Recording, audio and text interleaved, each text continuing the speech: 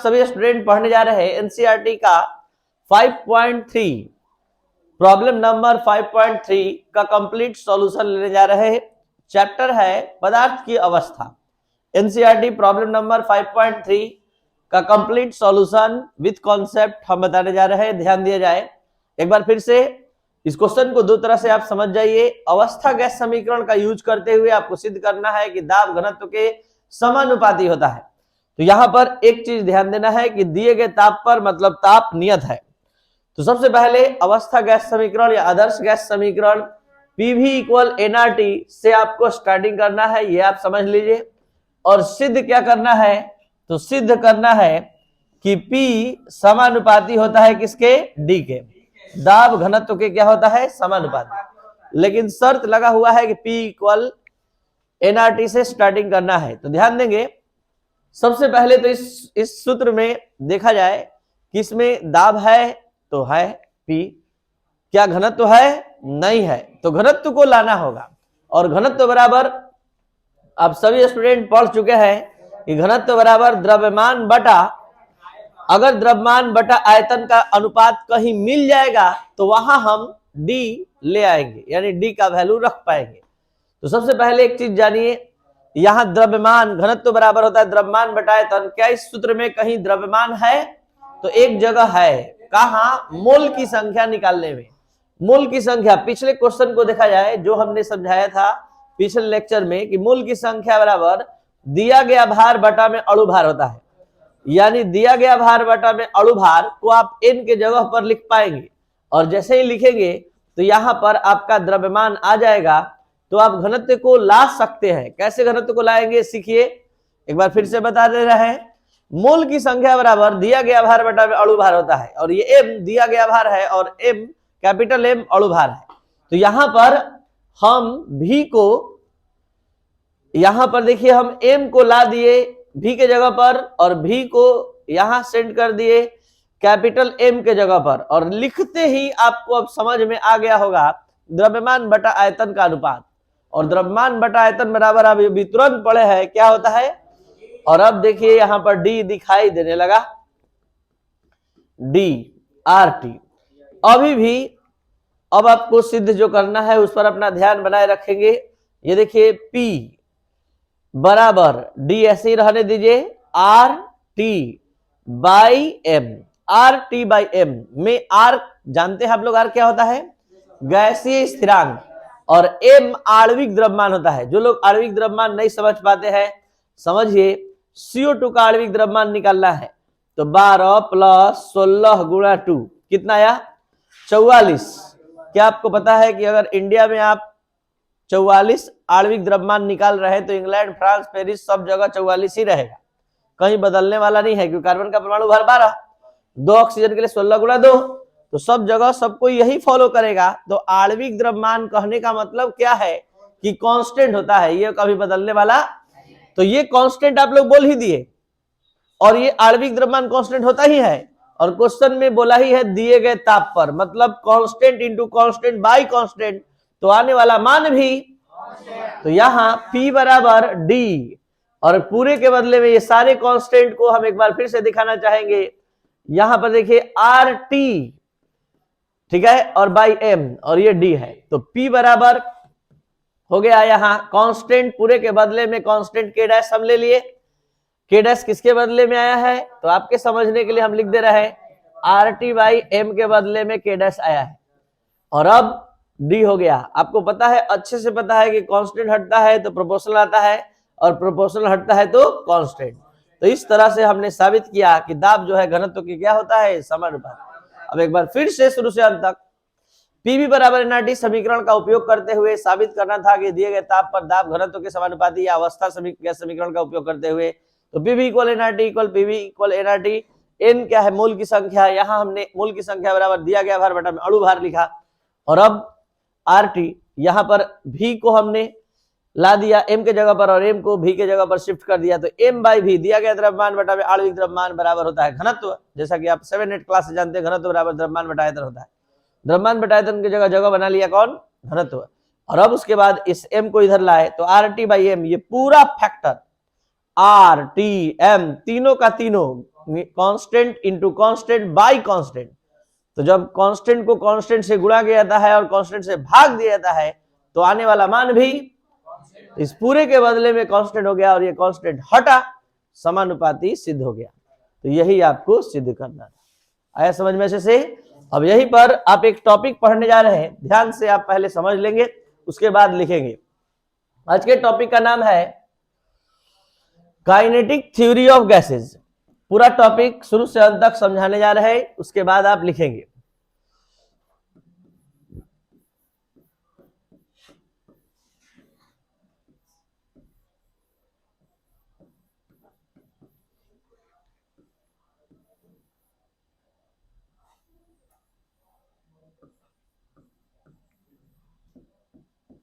Kinetic theory of gases, गैसों का गतिज सिद्धांत। आपको बता दें कि बहुत सारे साइंटिस्ट, मैक्सवेल, जूलिले, बोल्ट्जमैन, सबके स्टेटमेंट को, विचार को एक जगह संग्रह करके बनाया गया है गैसों का गतिज सिद्धांत। ये गैसों के गतिज सिद्धांत में उन्हीं सभी बातों को, स्टेटमेंट को रखा गया है जो आप सभी स्टूडेंट 9th 10th क्लास से 7th 8th क्लास में भी कुछ कुछ पढ़े हैं। जैसे पहला बात गैस के संदर्भ में कि गैस के अणु, गैस जो है बहुत सूक्ष्म कणों से, यानी अति सूक्ष्म कणों से मिलकर बने होते हैं, जिसे क्या कहते हैं? अणु कहते हैं। ये बात, ये स्टेटमेंट 7th 8th क्लास से आप पढ़े हैं कि गैस अति सूक्ष्म कणों से मिलकर बना होता है, जिसे क्या कहते हैं? अणु कहते हैं। अब गैस के एक अणु का आयतन, गैस के एक अणु का आयतन,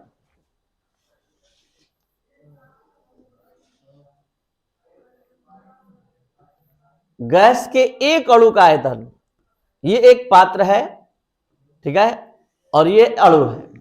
तो गैस के एक अणु का आयतन पूरे आयतन, पूरे पात्र के आयतन की तुलना में नगण्य होता है, निग्लिजिबल होता है। तो ये गैसों के गतिज सिद्धांत से ही सीखने के लिए मिलता है। तो गैस के एक अणु का आयतन गैस के पूरे आयतन की तुलना में क्या होता है? नगण्य होता है। गैस के अणु यादृच्छिक गति करते हैं, जैसा कि अभी हमने जस्ट बताया कि गैस इसको गति करना है, तो ये यादृच्छिक गति का अनुसरण करेगा। यादृच्छिक गति समझते हैं आप लोग? तुरंत उसका डायरेक्शन चेंज होगा। जैसे फुटबॉल के मैदान में खिलाड़ी की गति तुरंत चेंज होगा, मतलब डायरेक्शन चेंज होते रहता है बॉल के अनुसार। तो जब जहां डायरेक्शन तुरंत चेंज होता है तो उस गति को क्या कहते हैं? यादृच्छिक गति। तो यहाँ गैस अणुओं की गति जो होती है यादृच्छिक गति होती है। और गति जब ये करते हैं तो ये किससे किससे टकरा सकते हैं? सोचिए, गैस उस बर्तन में क्या है? गैस का अणु है, तो अपने जैसे अणु से, और दूसरा पात्र के दीवार से। ये किससे किससे टकरा सकता है? अपने जैसे अणुओं से या पात्र के दीवार से। तो दो तरह का, तो टक्कर किसी के साथ हो, चाहे अपने जैसे अणुओं से हो या पात्र के दीवार से, यह पूर्णतः प्रत्यास्थ होता है। प्रत्यास्थ टक्कर का मतलब टक्कर के दौरान ऊर्जा का कोई ह्रास नहीं होता है।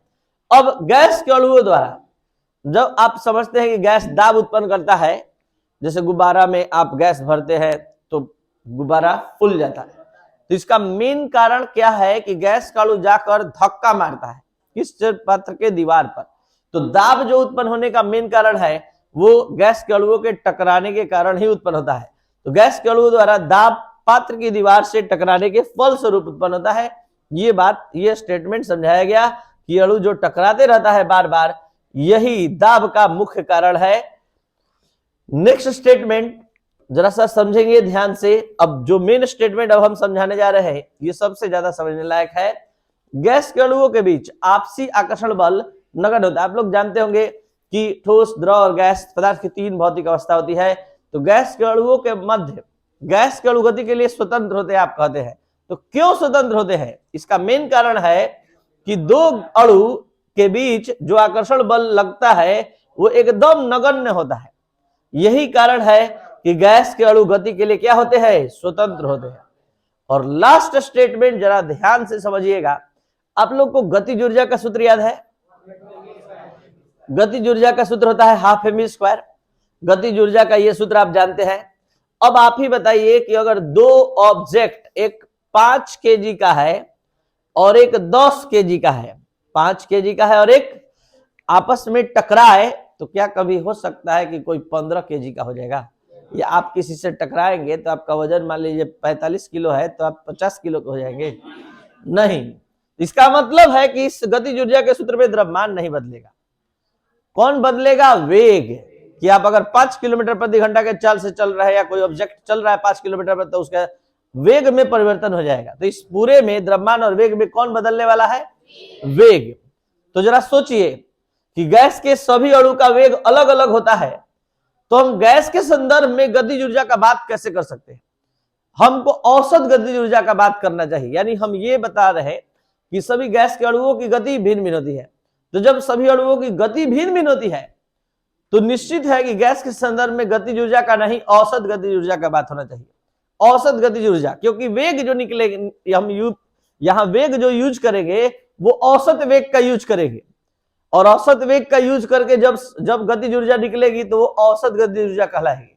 और यहाँ एक मेन स्टेटमेंट है कि जो औसत गतिज ऊर्जा है, औसत गतिज ऊर्जा जो है वो ताप के समानुपाती होती है। अपने से जरा सोचिए कि अगर मान लीजिए कोई बर्तन में गैस आप लिए हैं और उसको गर्म करिएगा तो उसके अणु का स्पीड क्या होगा? बढ़ जाएगा। तो जब वेग बदलेगा, जब आप ताप बढ़ाइएगा तो वेग बढ़ेगा, तो वेग बढ़ेगा तो गतिज ऊर्जा का मान क्या हो जाएगा? बढ़ेगा। तो जैसे जैसे ताप बढ़ाइएगा वैसे वैसे वेग बढ़ेगा, वेग बढ़ेगा तो गतिज ऊर्जा क्या होगी? तो कह सकते हैं कि औसत गतिज ऊर्जा ताप के क्या होती है? समानुपाती होती है। तो ये था और गतिज मतलब गैसों का गतिज सिद्धांत, काइनेटिक थ्योरी ऑफ गैसेज, जिसमें आपने जाना कि गैस के अणु यादृच्छिक गति करते हैं, जिसमें आपने जाना गैस अति सूक्ष्म कणों से मिलकर बना होता है जिसे अणु कहते हैं। गैस के अणु के बीच टक्कर हो, चाहे पात्र की दीवार से हो, दोनों के बीच होने वाला टक्कर पूर्णतः प्रत्यास्थ होता है। फिर आपने जाना गैस के अणुओं के मध्य आपसी आकर्षण बल नगण्य होता है, जिसके कारण गैस के अणु गति के लिए क्या होते हैं? स्वतंत्र होते हैं। और ये भी आपने जाना कि सभी गैस का अणु का वेग अलग अलग होता है, और वेग अलग होने से गतिज ऊर्जा भिन्न भिन्न होती है। तो वेग जब हम वेग अलग अलग है तो गतिज ऊर्जा भिन्न भिन्न होगी।